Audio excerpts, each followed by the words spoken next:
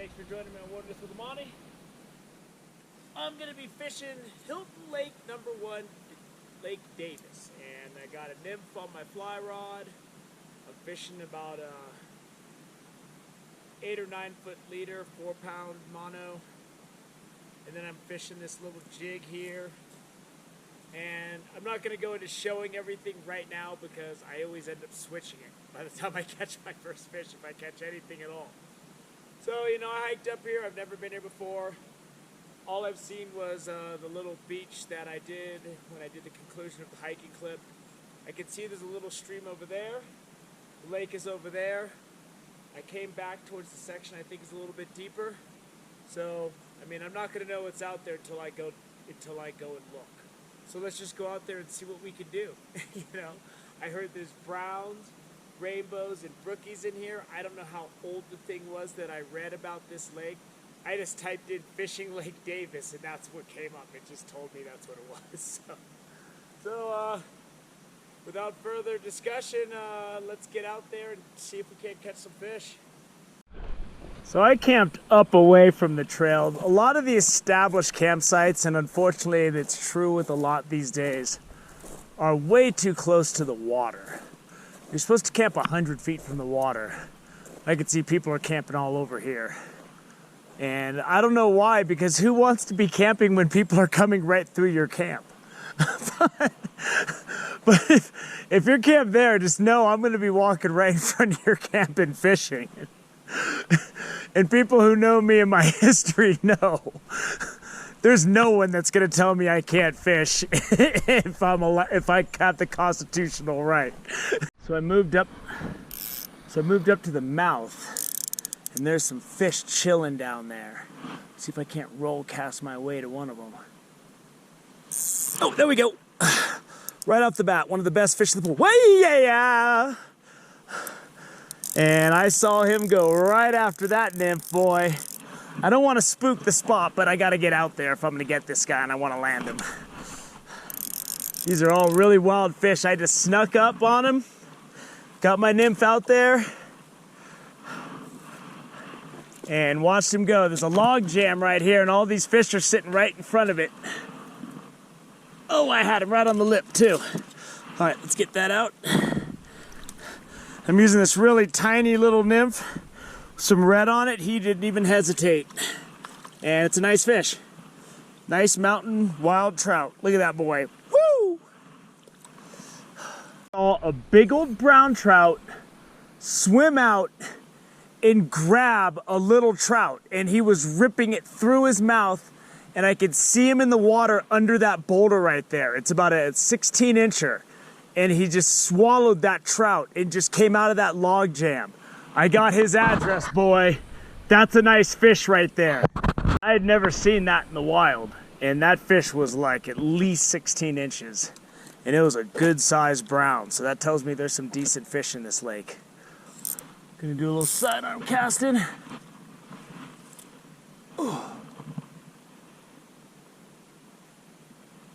Ah, there's one. He wasn't the one I wanted, though. Oh, he came off good. I didn't want him. Oh. Let's see if I can get that other guy. And there he is. Ah, the little one got it first. Darn it! The nicer one was there. He was hitting it. It's just this little guy got there first. Darn it.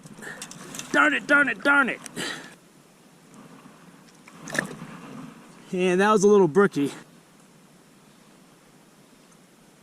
I mean, the bigger ones are going for it, but the little ones are the ones that are prevailing too often. And it's annoying. So far, these fish are just lively and ready to hit. I mean, I'm throwing this nymph out there. They're just no holds barred going for it. So I just need to find some fish that are a little bit bigger. And I'm pretty sure I should do okay.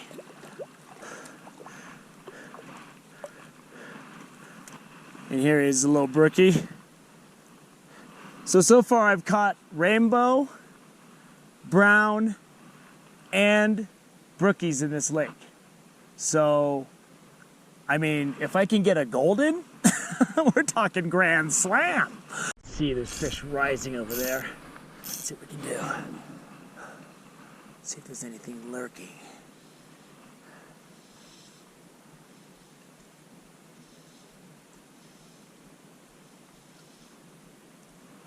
Oh, come on.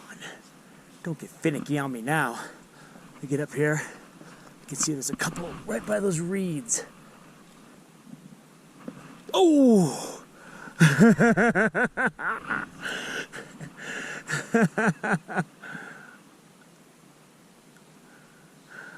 When you see that line go, man, it is just like, yeah.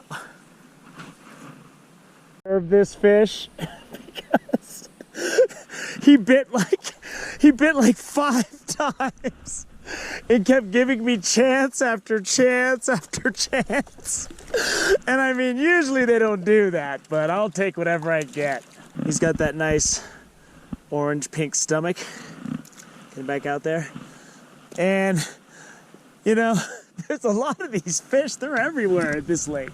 This lake's awesome. These areas with big boulders near shore can be good. There's a couple of nice brookies out there. I can see them swimming around.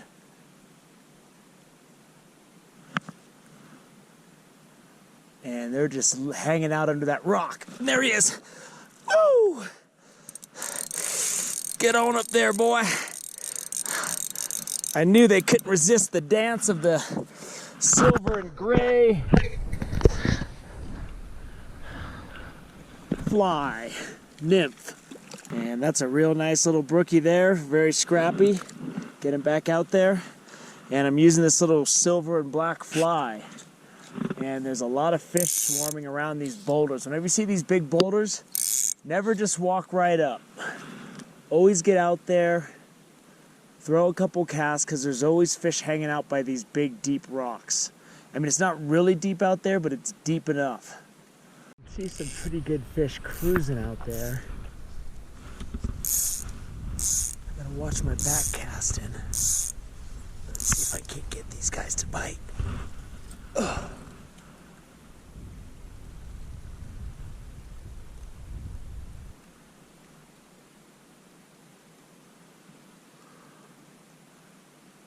There he is. Ooh, he came off. He was there. He was there. A couple of brookies just feeding down there, right off the bank. There he is. There he is. He was feeding right off the bank. And I just popped that fly in. He went right for it.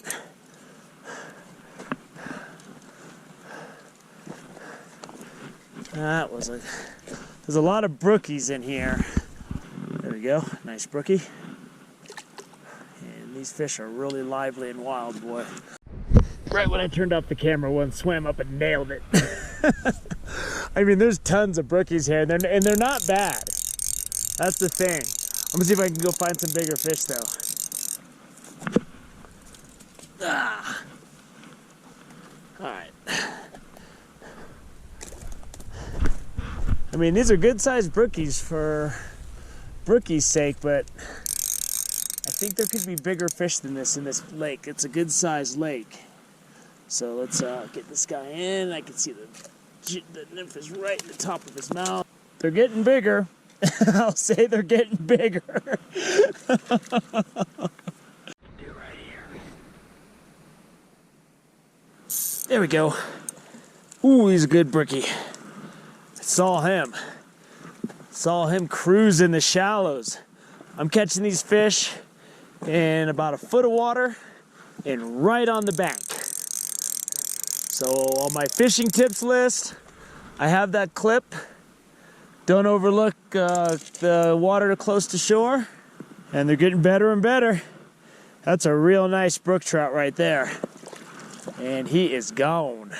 Come back to this log jam. There's always fish back at a log jam. And there's some nice brookies in here. I saw one swim by that was really good. Oh, but this guy, he's pretty good too. He's not huge, but hey. As you can see, there's some nice brookies in here. That's a good fish. And he's darting right back out. So just to show you what I'm doing, I'm fishing unlike I was doing at that Blue Lake. It's not very deep here, and there's a lot of trees and stuff, so I'm just bringing it in fast. I mean, it's like I'm going with the continuous reel in. And it's kind of deep out there, but not really. There we go. But they're hitting. I mean, I'm catching one fish after another. Ooh, yeah. And whenever you see like a bunch of logs in the water like this and some sticks, you bet there's a bunch of fish out here. So let's take a look at this guy. So this is actually a rainbow. We'll get this rainbow back in there. There he goes. And I'm using this little black beadhead with a little bit of green on it. And I'm just I'm hitting some fish, man, one after another. So here's the last look for the day of beautiful Hilton Lake. This lake is really nice to fish, to fly fish. And I saw a couple of really good brookies come after my fly, but they didn't take it. And I saw one swim by that looked really good. And then that big brown came out of this wood pile and grabbed that big trout. It grabbed like a 6-inch trout. And I was like, I thought it was caught on something. But it had the fish hanging out of its mouth and it was swinging. And then it sat and ate it under that rock. And I'm sure he's back in that wood pile. I'm going to come out here tomorrow morning and see if I can do something about this wood pile. I'm not sure what I can do with artificials. But I had a great time. The temperatures are dropping quick. You know, I got some good hot food that I can cook up back at my camp. I got to go up and get my collapsible bucket, fill that with water, filter water, do all that stuff. And I think I want to do it before it gets really dark. I'm tired, man. This day started really early and I hiked with that pack and I want to relax. So I'm not quite sure what I'm going to do in the morning, but we'll figure something out. Thank you for joining me on Wilderness with Amani. Until next time.